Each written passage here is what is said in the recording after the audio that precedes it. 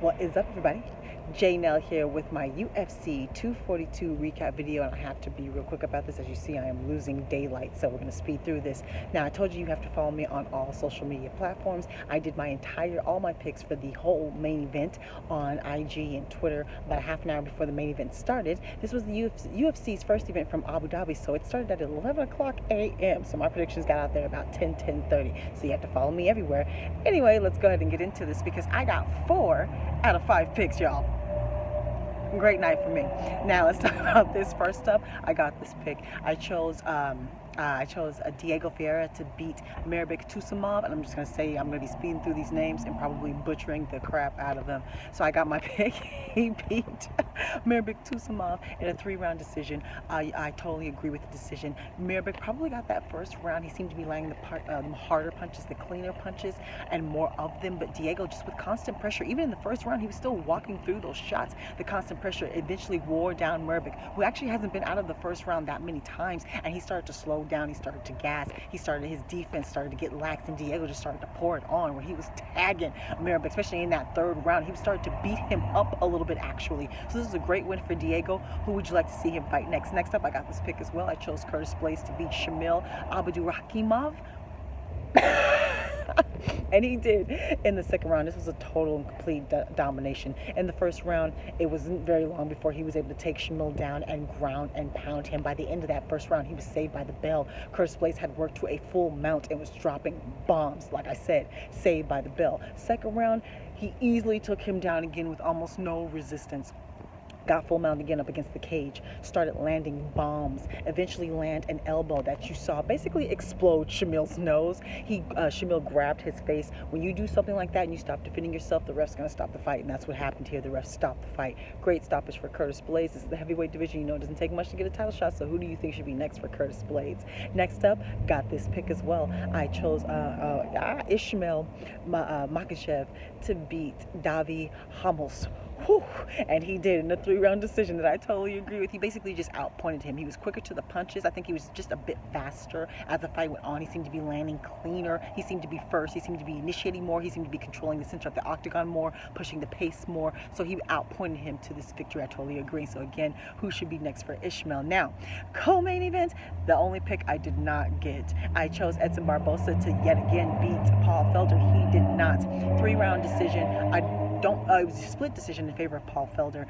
You know what, honestly, I watched it twice. I have to probably watch it 2 more times to really get a read on this fight because it was that close. There was one point in the beginning where Edson took him down, had some ground and pound. There was one point where, oh man, the light's going on and off on me. There was one point where Paul Felder had him up against the cage. He was holding top position. They were both drew blood.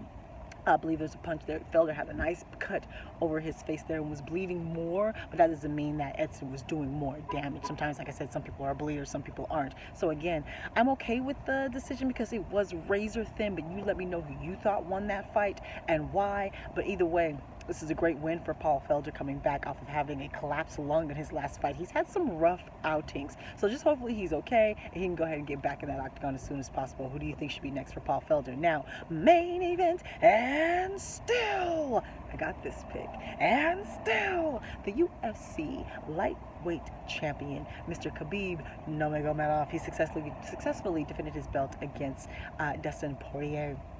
This ended, I believe, in the 3rd round. I was trying to get it all jumbled together. Dustin tried, man. He tried.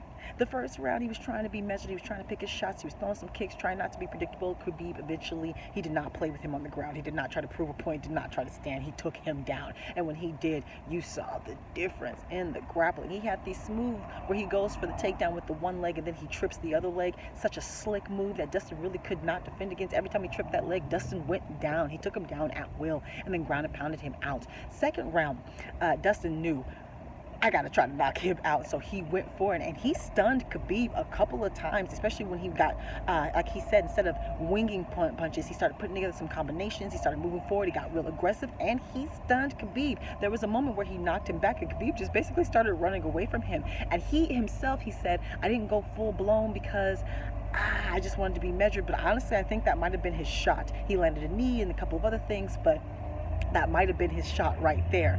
Khabib eventually took him down again, some nice ground and pound. Now, Dustin did keep getting back up several times during this fight. I believe it was the second round where he had slapped on a guillotine, and it was so frustrating. Khabib was trying to roll up out of it, and there was one point where he rolled to the point where Dustin was on top, and instead of getting up, standing up, using the attempted choke to stand up, he held on to it, and I knew that was the wrong decision. I was like, no, get up, get up. I was like, you're gonna gas out your arms, get up.